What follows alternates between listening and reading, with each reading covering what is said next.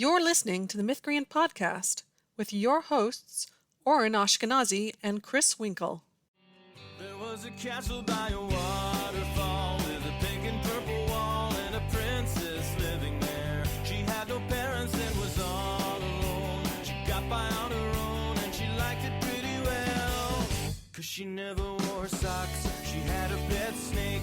She bought a red guitar and she ate a whole cake. And there wasn't anybody there to tell her what to do, so she did what she wanted to. Everybody knew the story of the princess who saved herself. And welcome everyone to another episode of the Mythcreants podcast. I'm Oren. And I'm Chris. So I have a book that I want you to buy and read, but I will never buy and read your book. I actually hate your book. I think it's worthless. I hate the whole concept of your book. No, please buy my book. Oh, no. This opening bit is actually also setting context for an important part of our topic today, which is the question of, do writers need to read? Question mark. Is there really a question mark? Is there really I mean, question? sometimes. Is this really any question? I mean, it's like a weird bit of perennial discourse that pops up every once in a while, and it's like, I think it is like 90% motivated by fear, in my experience. Definitely feels like rage bait discourse. Yeah, like, I have no idea how many people there are out there that, like, seriously think that they can write a novel without ever having read a novel. It's like, every once in a while you see someone who claims that, and I'm like, are you a real person? Who knows? Like, I've certainly never met one of these people in real life, but at the same time, writers are scared that these people exist. And it's for the reason I just described, at least in my opinion it is. I'm doing a little bit of armchair psychoanalysis here, right? It is, we're all scared for a bunch of reasons, but in this most immediate reason is that we all see the news articles about how reading rates are falling. And who's going to buy and read our books if no one is buying or reading books? And then you got these maybe real people who want to sell us their books but refuse to read ours in return, and it makes us very mad. Yeah, I mean, even without the falling reading rates, it's just so competitive, right? And we want people to buy more books so that more of us can have careers.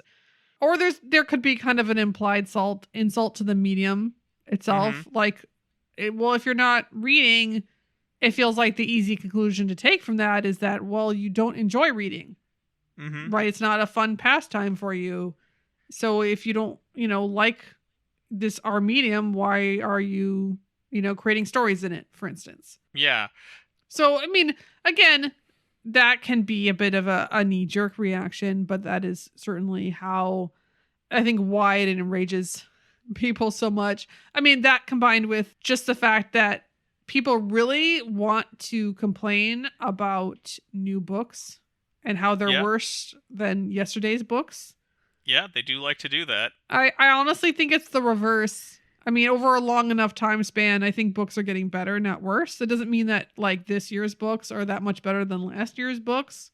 Yeah. But yeah, it's just always very popular to complain about the books these days, just like we complain about the kids these days. Right, and, like, if anyone has been able to, like, find a well-known book by an author who never reads, I don't know of that. Like, I don't think that's a thing. Yeah. Yeah, I don't know if that's a thing either.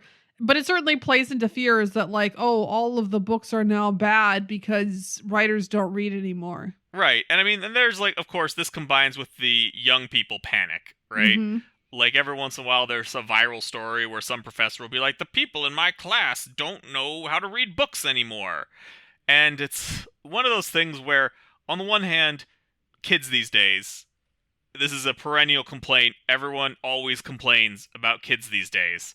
But, like, I don't want to entirely dismiss it because the education system is worse funded now than it used to be. It's worse funded. Yeah. And, of course, there is the brand new, very fun variable of LLMs being everywhere. And we don't really know exactly how that's going to affect people. Like, there are some preliminary reports that are pretty scary, But Mhm. it's still actually fairly new, and it's hard to separate the real data from the panic pieces. Yeah. Yeah, it is. I mean, the idea that like kids aren't, for instance, not just not writing their own papers, but they don't have to read books anymore because they're just summarizing them.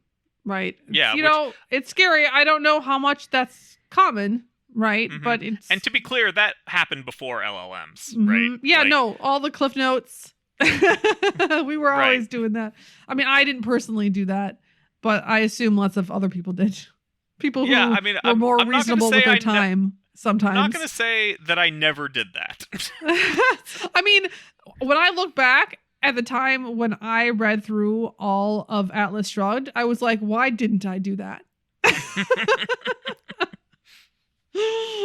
Why did I make myself read over 1,000 pages of Ayn Rand?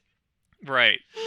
So, but anyway, this all ties into the anxiety that people have about this supposed cohort of authors that don't want to read books. And as a result, people are primed to jump at some random account with 15 followers that claims you don't have to read books and may or may not be a real person.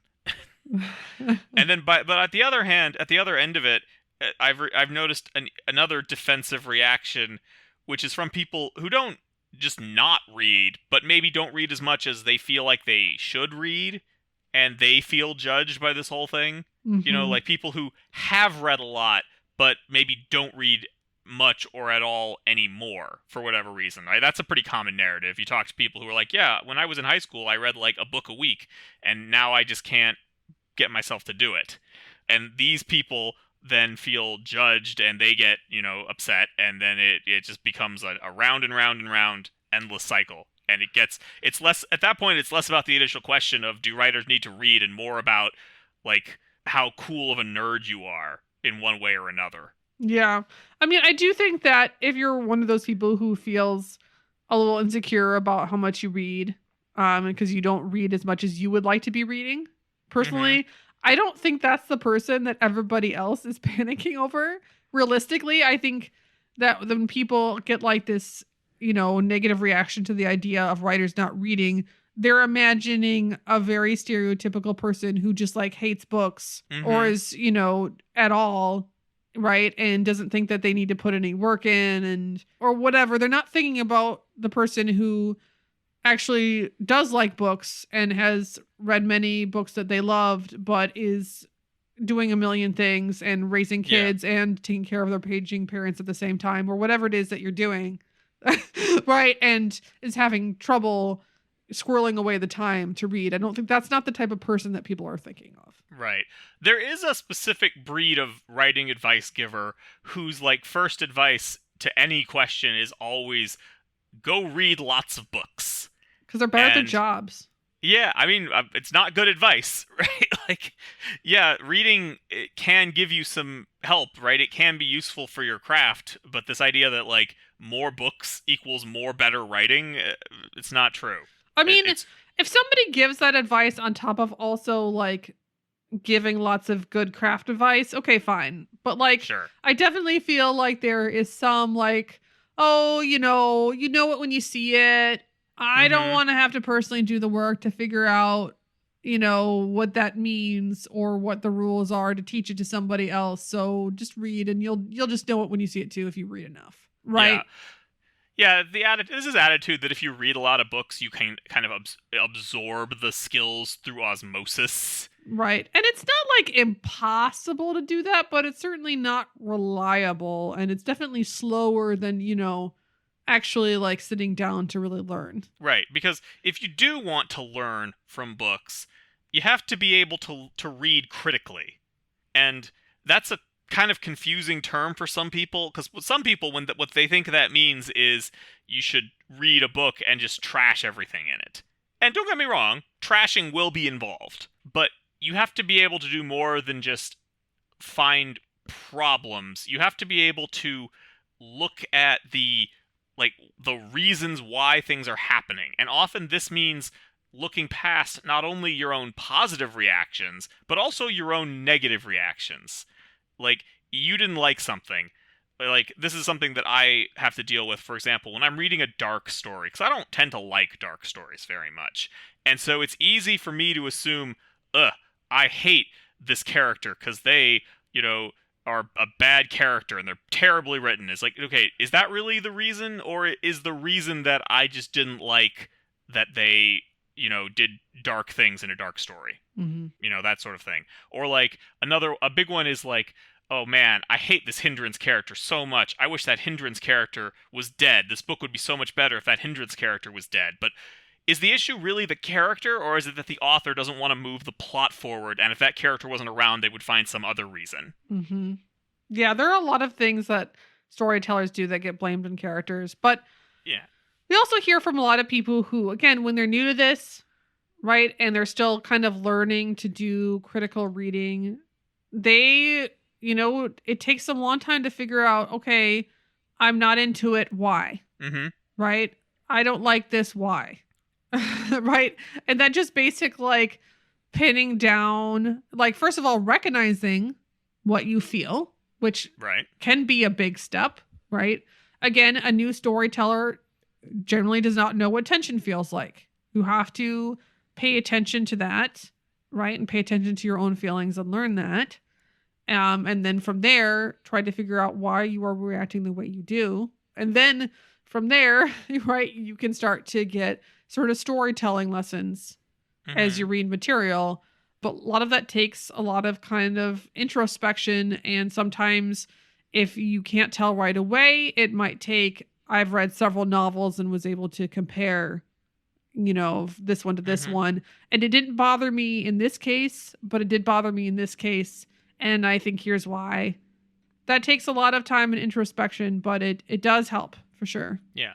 And then there's the more immediate benefits of keeping up with reading. Either if it's your own genre, then you know what people are doing in the genre, right? You have some idea, and that can help you decide which story ideas to pursue. I'm not suggesting you try to write to the market. I don't think that's viable for most people. But if you didn't read modern fantasy these days, and by modern I mean fantasy written today, not fantasy set in a modern period, if you didn't do that, you might think we were all still publishing Lord of the Rings clones. And that's just not the case. That hasn't been the case for a long time.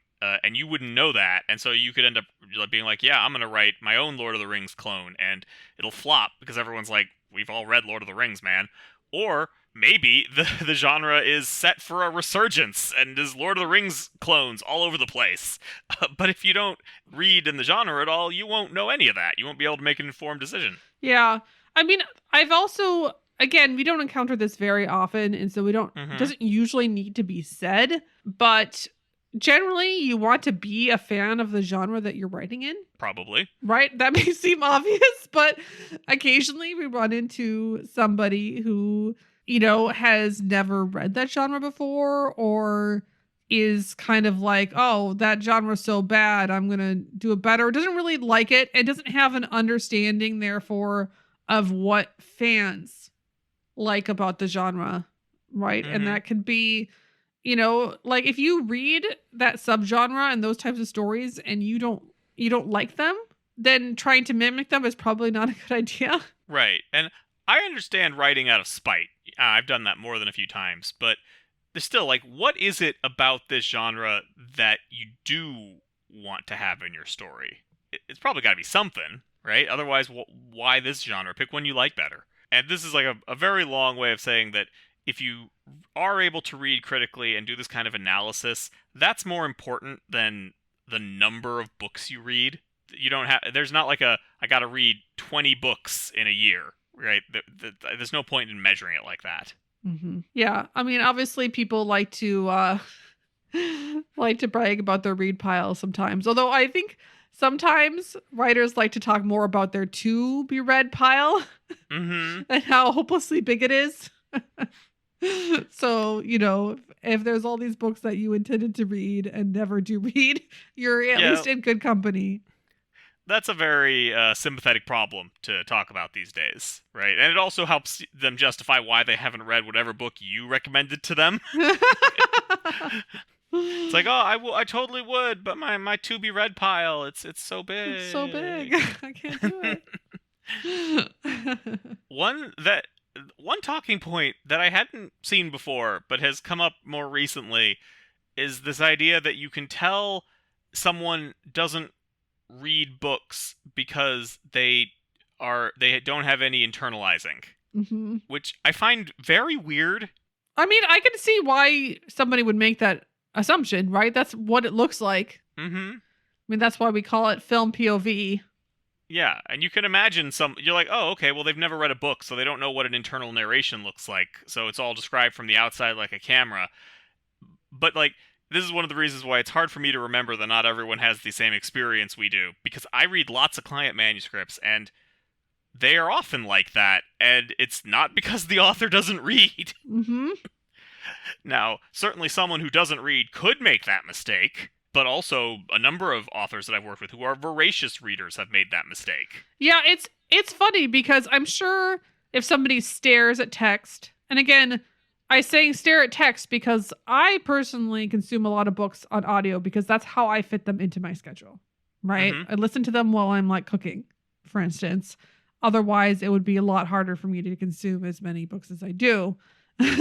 But like a lot of readers, if you are looking at text on a page, right? You know, a lot of times you would assume that people would know, you know, basic things, but everybody picks up some things and not other things.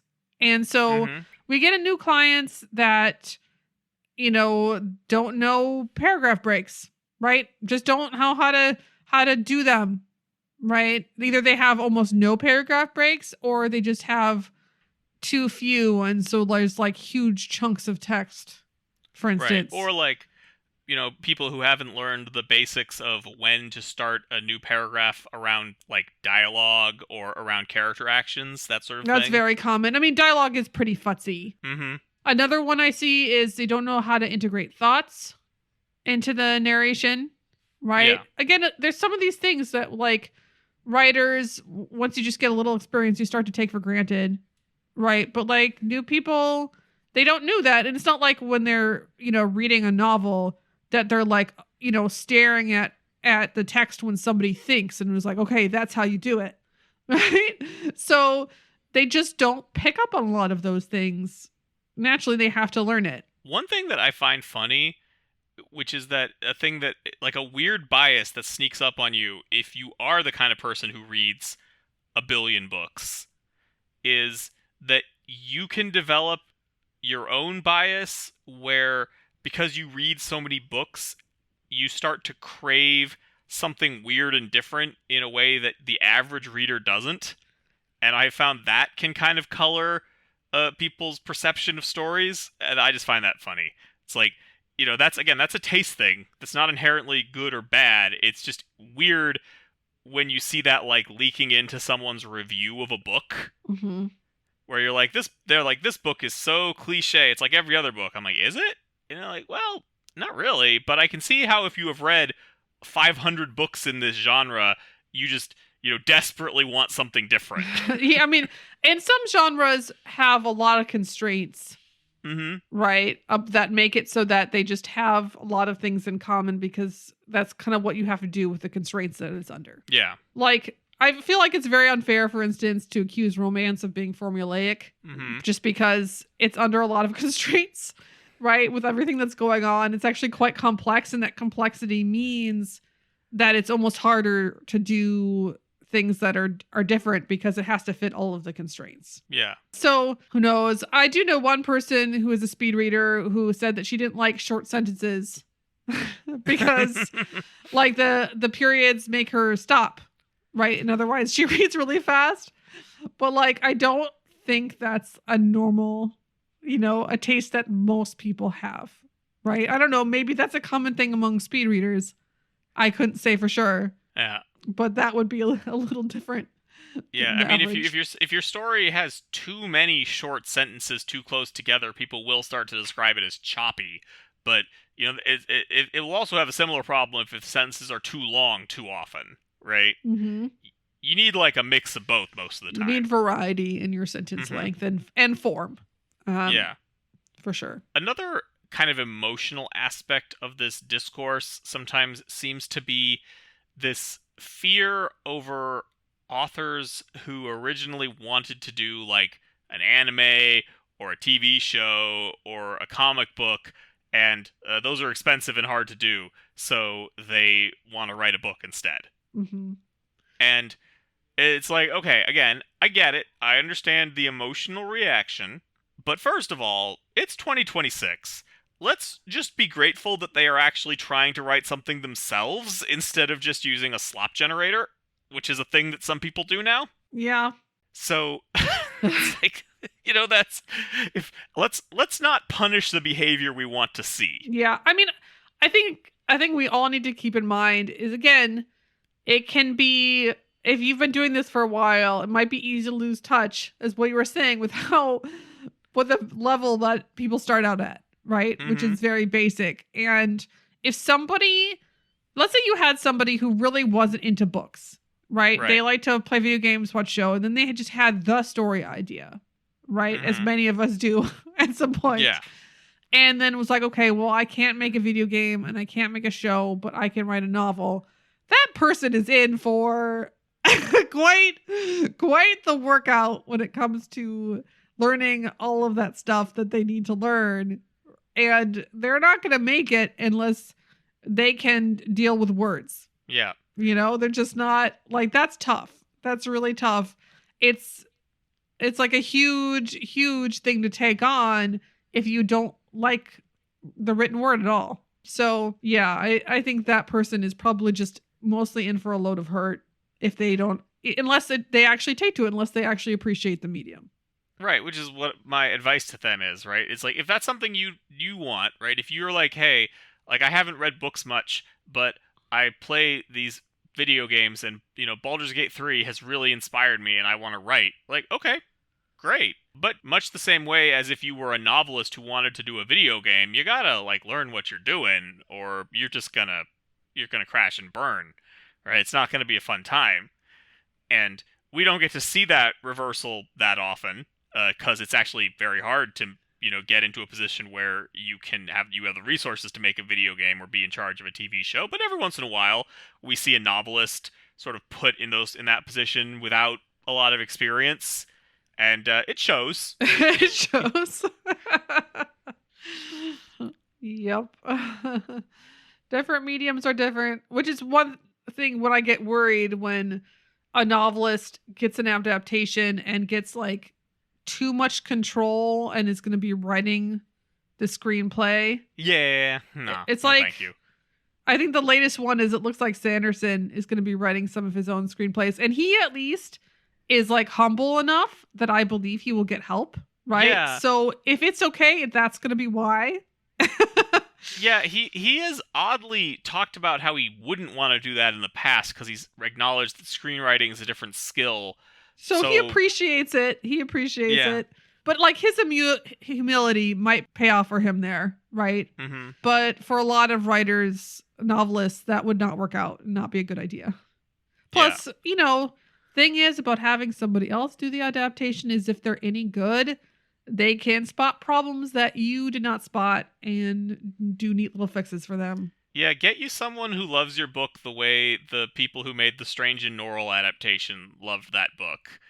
Like, man, that is a loving adaptation. Same thing with the Interview with a Vampire show, at least the first season. Mm-hmm. Just like, wow, they clearly are so into the material that they not only faithfully adapted it, but they actually improved it, and in ways that are really hard and that, like, book nerds tend to assume never happen because the trope is that the adaptation makes it worse. Mm-hmm. Or like the Lockwood and Co. adaptation to the TV show, where it looks like it's almost all the same, but like, if you read the book right after you look at the show or vice versa, you'll see there's all these like very neat, small edits that do a world of good.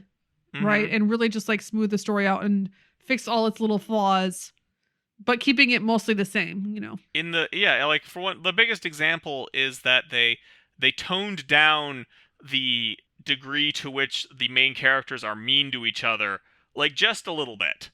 right? Like they Mhm. toned it down just a little so that now they are, they seem like they're stressed out and and sharp-tongued, and they, give each other a hard time, as opposed to sometimes in the book it really boils over and just makes it seem like, wow, they hate each other, I guess. You know, I really wish the show, I wish the show had continued for a bunch of reasons, but I was really curious what they would have done with Holly. Yeah. Because in the books, Holly is introduced to be the next, like, because Lucy, the main character, has sort of settled enough of her differences with George that they aren't constantly fighting. And so we introduce Holly to be the next character, the next coworker that she doesn't like. But it's kind of gross. Like, it's very, like, ooh, girl fight kind of thing. And I don't like it. It's not my favorite. And I was really curious to see what the show was going to do with that. Yeah. And I stand by my assertion that it was all Lockwood's fault, and he completely escaped any blame for that situation. Yeah, he did cause a lot of that problem by being a bad boss. Yep. But as we know, he's a beautiful, special boy, and he can't be blamed for anything. I don't think that it's really a problem for people to change mediums, because again, if they don't like the writing medium, they're just going to get in trouble. Yeah.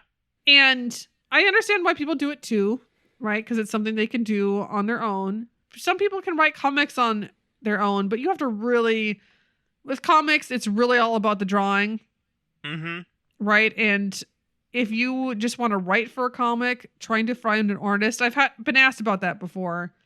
And you cannot count on finding an artist if you want to write for a comic, because it's really the artist that gets to call the shots, usually. Yeah. Unless you're already a famous writer or something like that. Mm-hmm. Generally, that's the one person who has the more, like, obviously hard skill, as I would say, instead of soft skill.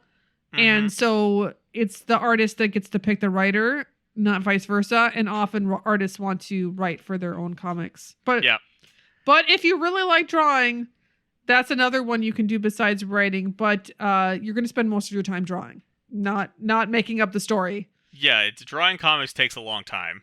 Yeah. Mm-hmm. Yeah. All right. Well, with that, I think we have more or less answered the question, which is actually very easy to answer, but it's more interesting to explore the reasons why it becomes a question in the first place. So I think we're going to go ahead and call this episode to a close. Now, if you want to read with us, you can join our Patreon to participate in our quarterly book club coming up. Just go to patreon.com/Mythcreants. And before we go, I want to thank a couple of our existing patrons.